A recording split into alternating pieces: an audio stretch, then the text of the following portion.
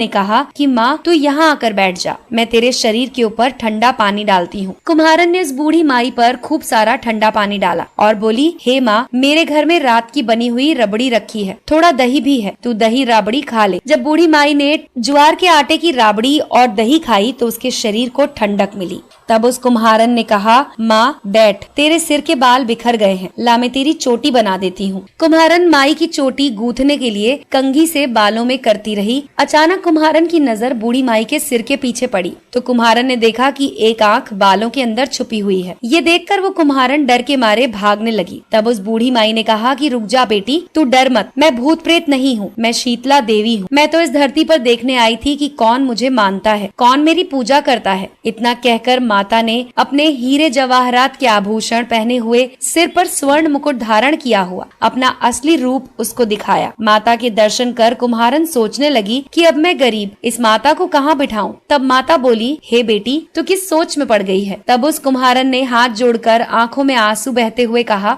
हे माँ, मेरे घर में तो चारों तरफ दरिद्रता है, मैं आपको कहाँ बिठाऊं। मेरे घर में ना तो चौकी है ना ही आसन। तब शीतला माता प्रसन्न होकर उस कुम्हारन के घर पर खड़े हुए एक गधे पर बैठ गईं और हाथ में झाड़ू, दूसरे हाथ में डलिया लेकर उस कुम्हारन के घर की दरिद्रता को झाड़कर उस डलिया में भरकर फेंक दिया। उस कुम्हारन से कहा कि बेटी, मैं तेरी सच्ची भक्ति से प्रसन्न हूँ, अब तुझे जो भी चाहिए मुझसे वरदान मांग ले। कुम्हारन ने हाथ जोड़कर कहा कि माता, आप इसी गांव में स्थापित होकर यहीं रहो और जिस प्रकार आपने मेरे घर की दरिद्रता दूर की है, वैसे ही जो भी होली के बाद सप्तमी को भक्ति भाव से पूजा कर आपको ठंडा जल, दही और बासी ठंडा भोजन कराए, उसके घर की दरिद्रता को साफ करना और उसकी पूजा को जरूर स्वीकार करना। नारी जाति का अखंड सुहाग रखना, उसकी गोद हमेशा भरी रखना। साथ ही जो पुरुष शीतला सप्तमी को नाई के यहाँ बाल ना कटवाए, धोबी को कपड़े ना धुलाए और पुरुष भी आप पर ठंडा जल चढ़ाए, नारियल का फूल चढ़ाए, तो आप उसके धंधे और व्यापार में कभी दरिद्रता ना आने देना। तब माता ने तथास्तु कहा और उस कुम्हारन को वरदान दिया और ये कहा कि मेरी पूजा का मुख्य अधिकार इस धरती पर सिर्फ कुम्हार जाति का होगा। उसी दिन से डुंगरी गांव में शीतला माता स्थापित हो गई और उस गांव का नाम हो गया शील की डुंगरी। शील की डुंगरी में शीतला माता का मुख्य मंदिर है। शीतला सप्तमी पर वहां बहुत बड़ा मेला लगता है। इस कथा को सुनने के बाद घर की दरिद्रता का नाश होने के लिए शीतला माता से सभी लोग मनोकामना करें और शीतला माता से मनोकामना में मांगे कि आपकी दरिद्रता